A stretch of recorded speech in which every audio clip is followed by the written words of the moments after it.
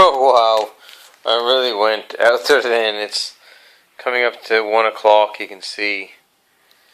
We don't want to go into relativity, and I was thinking about just these Mobius knots, and here we are here.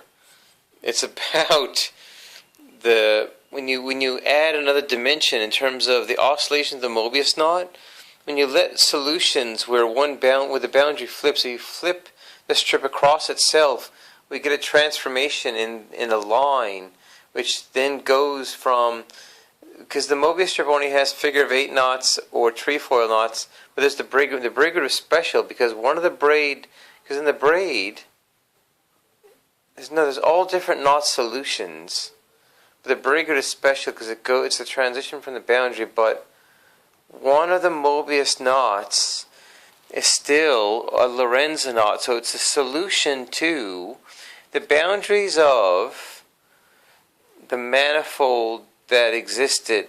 Now this is hard to explain, we're going through so many dimensions, but the 3-flip Mobius strip, the knot that results is just the edge that was allowed to cross itself when the 3-flip is split. And one of those solutions is my Mobius knot.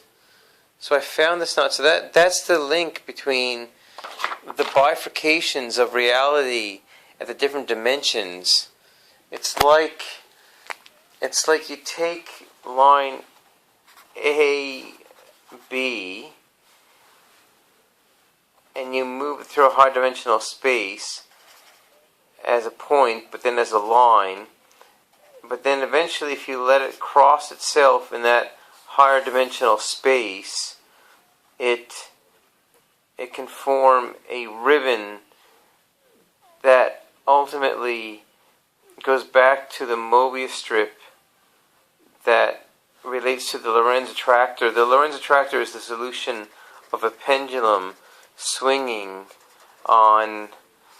It's a complex pendulum, not just a regular pendulum, and then how it bounces around, the oscillation of that in terms of its 2D and 3D. One of those solutions is the Mobius strip that goes back to that oscillation. So those knots are all just finer fractals of the tip of the pendulum if you look very closely at it.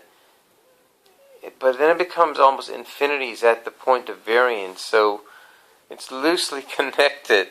It's hard to explain unless you know those branches of mathematics and topology. Oh, it's out there.